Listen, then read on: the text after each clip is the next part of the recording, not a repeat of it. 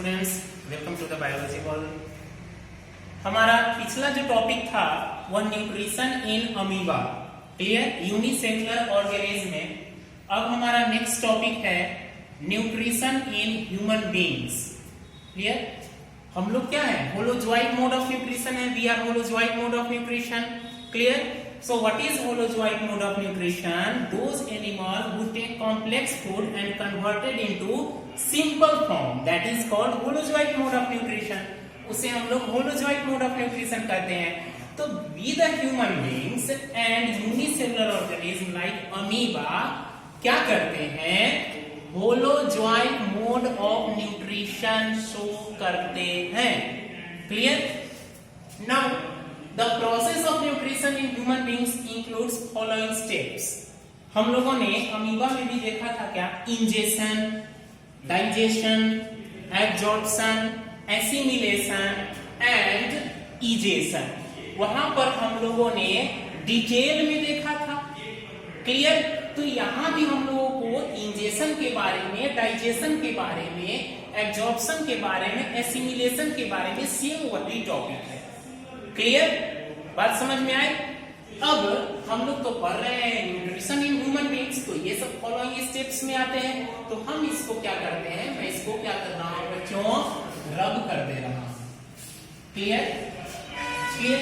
अब हमारा next topic है digestive system in human beings. क्या है, या ह्यूमन डाइजेस्टिव सिस्टम कह सकते हैं, ह्यूमन डाइजेस्टिव सिस्टम। क्या कहेंगे बच्चों, ह्यूमन डाइजेस्टिव सिस्टम। बात समझ में आए, आई होप आप समझ गए होंगे, ह्यूमन डाइजेस्टिव सिस्टम, क्लियर। अब ह्यूमन डाइजेस्टिव सिस्टम में क्या क्या इंक्लूड होता है बच्चों, तो एलिमेंट्री कैनल क्या होते हैं, alimentary canal associated with different glands, alimentary canal associated with different glands. Now what is alimentary canal, so यह alimentary canal 8 to 10 metre long होते हैं। क्या होते हैं, 8 to 10 मीटर लॉन्ग, और यह स्टार्ट होते हैं माउथ से और खत्म होते हैं एनस तक, क्लियर। यहां से यही एलिमेंट्री कैनल चलकर एनस तक आई हुई है, क्लियर। और ये 8 से 10 मीटर क्या होते हैं, लंबे होते हैं। तो एलिमेंट्री कैनल डिफरेंट है। तो पहले हम लोग ह्यूमन डाइजेस्टिव सिस्टम के पार्ट्स को क्या करते हैं, जान लेते हैं कि ह्यूमन डाइजेस्टिव सिस्टम में कौन कौन से पार्ट्स होते हैं। उसके बाद पार्ट्स के फंक्शन को जानेंगे, वही हमारा डाइजेस्टिव सिस्टम हो गया, क्लियर। तो हमारा सबसे पहला पार्ट है माउथ, माउथ इज, उसके बाद है एसोफेगस। ध्यान रखिए, यहीं से हमारा क्या है, एलिमेंट्री कैनल स्टार्ट है, और इस एलिमेंट्री कैनल के साथ जुड़ा हुआ है salivary gland, this is the gland, not alimentary canal, clear. Oesophagus, उसके बाद क्या है, ऑसोफेगस क्या है, मॉडिफाई होकर क्या बन गया है, स्टमक। उसके बाद पैंक्रियाज है, ग्लैंड है, लीवर ग्लैंड है, गॉल ब्लैडर, स्मॉल इंटेस्टाइन है बच्चों, लार्ज इंटेस्टाइन है, एनस है, और क्लियर। यहाँ पर एक आउटर ग्रोथिंग आ जाता है, एक स्ट्रक्चर जिसको हम लोग अपेंडिक्स कहते हैं, अपेंडिक्स। यह वेस्टिजियल ऑर्गन है, बेकार ऑर्गन है, क्लियर। अब इसका कोई यूज नहीं है, क्लियर। अब हम लोग डिटेल में चलते हैं बच्चों, कहाँ चलते हैं, ह्यूमन डाइजेस्टिव सिस्टम के डिटेल में चलते हैं, क्लियर। अब तो सबसे हमारा पहला पार्ट आता है माउथ। बच्चों, मैंने आपको बताया था पिछले क्लास में कि डाइजेशन शुरू कहां से होती है, बिल्कुल सही जवाब, माउथ से स्टार्ट होती है। कहां से होती है, माउथ से, क्लियर। सो हमारा पहला पार्ट है mouth, clear. So what is mouth, everybody knows, So mouth is surrounded by lips and cheeks. Clear? Mouth क्या होते हैं? Mouth जो होते हैं वो lips and cheeks से क्या होते हैं? Surrounded होते हैं, घिरे हुए होते हैं. Clear? और mouth के अंदर क्या होती है? 32 soldiers होते हैं, that is called teeth. Clear? Tongue होता है, buccal cavity होते हैं, larynx होते हैं, pharynx होते हैं. Clear? So अब हम लोग माउथ के बारे में यहाँ जान गए. और माउथ का काम क्या है? इंजेक्शन करना. क्या करना? इंजेक्शन, यानी कि फूड को हम लोग क्या करते हैं? माउथ में रखते हैं. क्लियर? ये तो हम आपका माउथ हो गया. अब है बच्चों, माउथ के अंदर हमारा टीथ है. क्या है? Teeth. So what is the function of teeth? The function of teeth to grind the food or chewing, etc., etc. Clear? यह हमारे भोजन को क्या करता है? कट करता है, चीव करने में मदद करता है. Clear? And there are 4 types of teeth. How many types of teeth? 4 types of teeth. That is called incisor. Clear? Canines. Clear? Molar and premolar. These are 4 types of teeth found in or present in adult human beings. Clear? Adult में यह 32 teeth पाए जाते हैं. और types कितने होते हैं? Number कितने होते हैं? 32. टाइप्स कितने होते हैं बच्चों? टाइप्स कितने होते हैं? 4 टाइप्स होते हैं. Clear everybody? नाउ हमारे माउथ के अंदर एक मस्कुलर ऑर्गन पाई जाती है जिसको हम लोग टंग कहते हैं. क्या कहते हैं बच्चों? टंग कहते हैं. What is the function of tongue?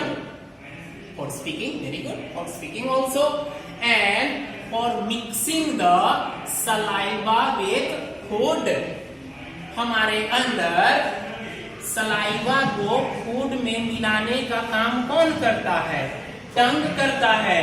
भोजन को अंदर निगलने का काम कौन करता है? टंग करता है बच्चों. सबकी अलग अलग फंक्शन होती है. ये बात समझ में आई? क्लियर? बात समझे? अब बच्चों हमारा है नेक्स्ट है कि हमने तो भोजन लिया. हमने क्या किया? भोजन लिया. माउथ में टीथ ने उसको क्या किया? कट किया, च्यू किया, ग्राइंड किया. टंग क्या किया? टंग का काम है कि वह फूड को सलाइवा से मिक्स करे. अब सलाइवा क्या होता है? What is saliva? बच्चों आप लोग इस लॉकडाउन में एक चीज को मिस करते हुए, पानी पूरी, गोलगप्पे. ओ स्वादिष्ट वाले गोलगप्पे. मुंह में पानी आएगी. किसको किसको आई?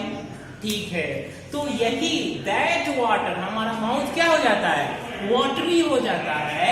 That water is known as saliva. That water is known as saliva. जब भी हम नमकीन सब्सटेंस के जिक्र करते हैं, जब भी हम पानी पूरी के जिक्र करते हैं, हमारे माउथ में क्या होती है? वाटर आ जाती है. Clear? That water is known as saliva. और यह वाटर कहां से निकलती है? तो यह ग्लैंड है हमारे माउथ के अंदर पाई जाती है. That is called salivary gland. और सैलिवरी ग्लैंड से क्या निकलती है? सलाइवा. सैलिवरी ग्लैंड से क्या प्रोड्यूस होती है बच्चों? सलाइवा प्रोड्यूस होती है. और सलाइवा में एक एंजाइम पाई जाती है. क्या पाई जाती है? एंजाइम पाई जाती है. उसको हम लोग सैलिवरी एमाइलेज कहते हैं. Salivary amylase. उस एंजाइम को क्या कहते हैं बच्चों? सैलिवरी एमाइलेज कहते हैं. Salivary amylase is also known as ptyalin. Salivary amylase is also known as ptyalin. Clear? Whether you say salivary amylase or tyline, both are same. Clear? Now, what is the function of salivary amylase? So बच्चों यह starch को maltose में convert करता है। Maltose में sugar, starch को क्या चीज में कन्वर्ट करता है? माल्टोज में, यानी कि शुगर में। अब जैसे बच्चों आप लोग क्या कीजिए कि एक रोटी का टुकड़ा लीजिए और उस रोटी के टुकड़े को खूब देर तक चबाइए। क्या होगा? क्या होगा? आप थोड़े देर बाद महसूस कीजिएगा क्या कि वह रोटी का टुकड़ा जो है आपके जो मुंह के अंदर है, माउथ के अंदर है, वह अब आपको सुगरी टेस्ट देने लगा, है ना? उसमें हल्का मीठापन आने लगा। क्यों? बिकॉज स्टार्च जो है वह क्या चीज में कन्वर्ट हो गया? शुगर में। क्लियर? और वह कन्वर्ट किया कौन? तो यही ptyalin. This is the amylase, और ptyalin is also known as salivary amylase. Clear everybody?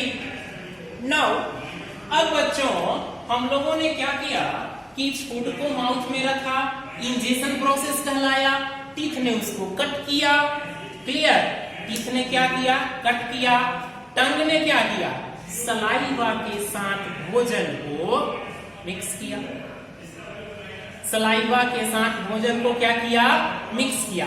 अब फिर टंग का काम है बच्चों फूड को हमारे ऑसोफेगस के अंदर धकेलना। फूड को हमारे ऑसोफेगस के अंदर क्या करना? धकेलना। क्लियर? पुश करना। तो बच्चों यह ऑसोफेगस एक मस्कुलर पाइप लाइक स्ट्रक्चर है। क्या है? मस्कुलर पाइप लाइक स्ट्रक्चर है। और इस ऑसोफेगस को हम लोग क्या कहते हैं? फूड पाइप भी कहते हैं।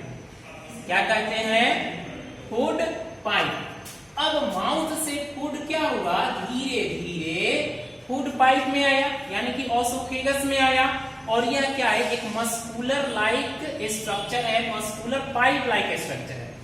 अब यहां इस डायग्राम में देखिए कि यह हमारा ऑसोफेगस था। समझ में आ रही है? ये हमारा क्या था बच्चों? This is our oesophagus. Clear? Oesophagus muscular substance है, सॉरी मस्कुलर पार्ट्स है। अब जैसे भोजन का एक बाइट सॉरी एक निवाला यहां आया, अब मस्कुलर पार्ट है तो क्या होगा? जब उसमें इसका एक बाइट यहां जाएगा तो वह क्या होगा? एक्सपैंड करेगा। क्लियर? तो अब इसका स्ट्रक्चर कैसा हो जाएगा? ऑसोफेगस का स्ट्रक्चर एक्सपैंड कर गया। क्लियर? अब यह बाइट जो है यह फिर और नीचे जाएगी। क्लियर? अब क्या हो जाएगा? जो यह एक्सपैंड था अब क्या हो जाएगी? यह कॉन्ट्रैक्ट हो जाएगी, सिकुड़ जाएगी। क्लियर? कॉन्ट्रैक्ट हो जाएगी। फिर यहां पर वो फूड आएगी तो फिर क्या हो जाएगी? एक्सपैंड। फिर यहां से जब चली जाएगी तो फिर यहां क्या हो जाएगी? कॉन्ट्रैक्ट। तो एक यहां पर देखिए एक रिदमिक कॉन्ट्रैक्शन एंड एक्सपेंशन हो रहा है कि नहीं? सुर लय ताल में। क्लियर?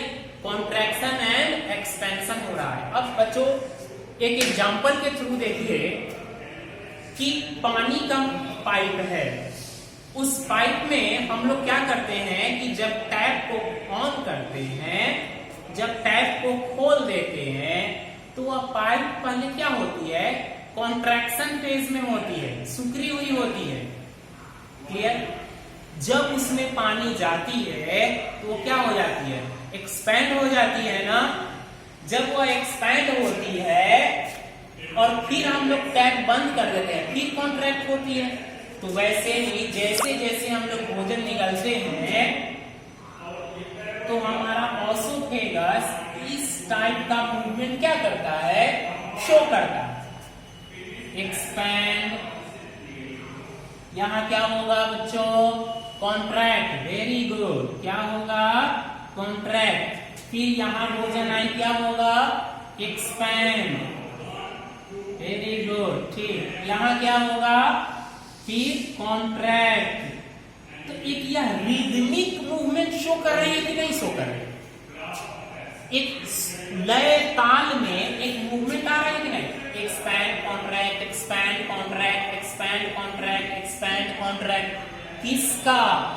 ओसोफेगस का। तो एक रिदमिक मूवमेंट शो किया, तो इस रिदमिक मूवमेंट को कुछ बोलेंगे कि नहीं बोलेंगे? इस रिदमिक मूवमेंट का कोई नाम होगा कि नहीं होगा? बिल्कुल होगा। तो बच्चों इस रिदमिक मूवमेंट का नाम होगा पेरिस्टाल्टिक मूवमेंट। पेरिस्टाल्टिक मूवमेंट क्या होगा? Peristaltic movement. किसका? ओसोफेगस का। Clear? The rhythmic contraction and expansion of esophagus when food enters inside it, and that movement is known as very good peristaltic movement। उस movement को हम लोग क्या कहेंगे बच्चों? पेरिस्टाल्टिक मूवमेंट कहेंगे। एक बार और डिफिनीशन सुनिए। The rhythmic contraction and expansion of esophagus when food enters inside it, and that movement is known as peristaltic movement। इस मूवमेंट को क्या कहेंगे? पेरिस्टाल्टिक मूवमेंट कहेंगे। अब बच्चों अब हम